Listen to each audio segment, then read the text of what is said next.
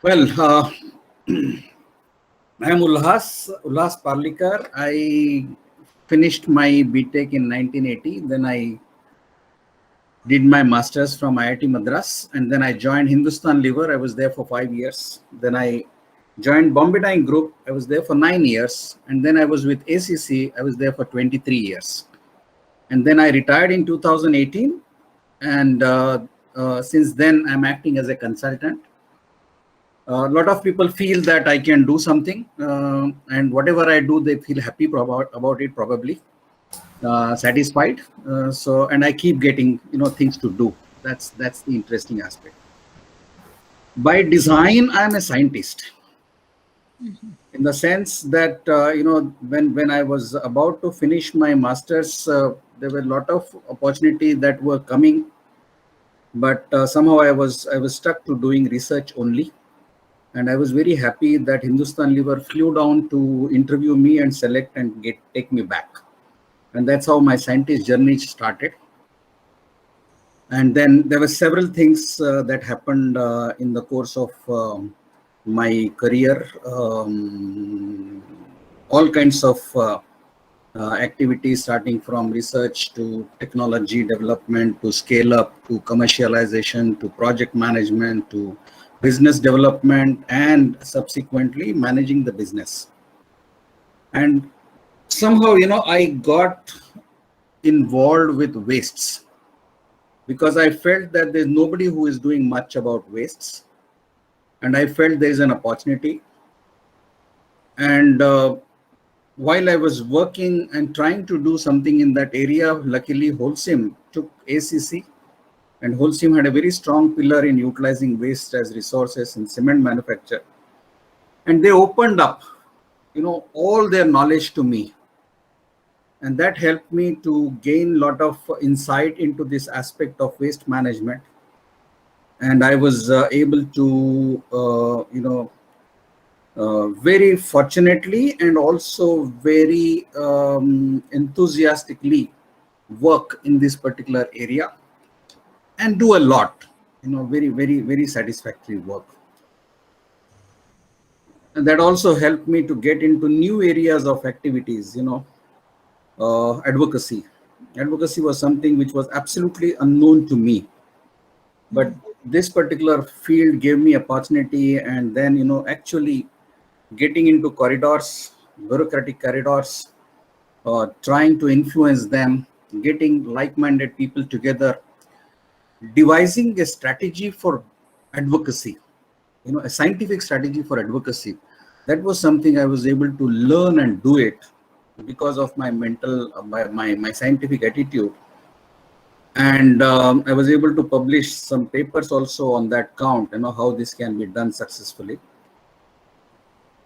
And now, I am fully, as I said, into consultancy areas,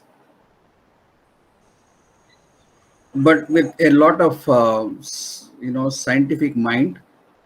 Although I worked in cement, currently, I am also trying to help the power generating industries as well as steel industries to substitute their fossil fuel with waste materials. And they are very happily taking it forward. I know that, it's going to be a successful thing. Basic idea is to reduce the carbon footprint. So that is what I have, a big canvas in front of me, and I want to write something which will help do that. And in that respect, whether it is steel, whether it is power, whether it is cement, those are the areas in which how new things can be done to reduce the carbon footprint. Because a lot of industries have announced their aspirations that they would like to become zero carbon footprint companies, by 2050 or 35 or 40.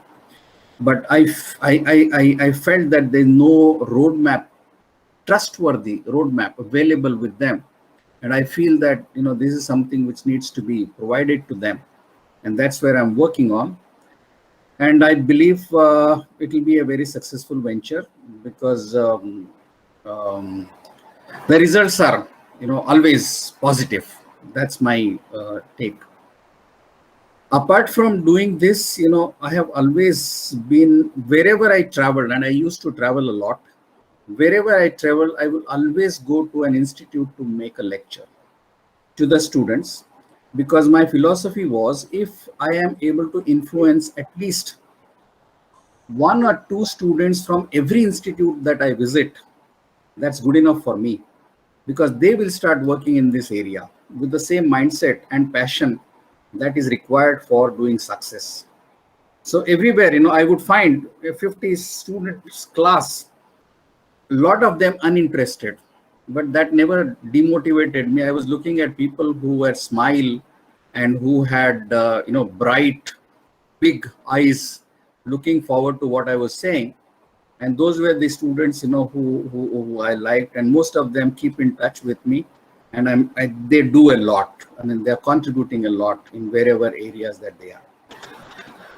What I can bring, of course, you know um, I do not know what I can bring, but I know for sure that there's a huge talent which is here, which can do a lot, and which can also extract a lot from what I have as knowledge or capability, or whatever I can provide to them.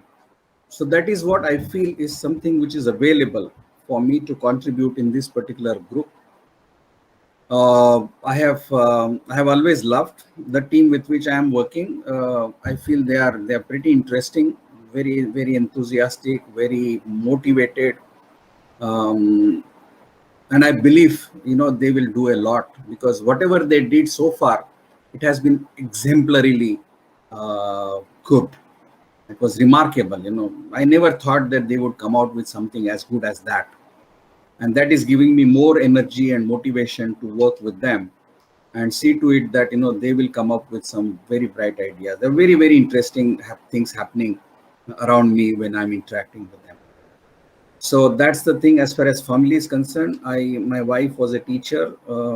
I have a son who did his masters and PhD from Carnegie Mellon in artificial intelligence, and from Carnegie he was working with Amazon.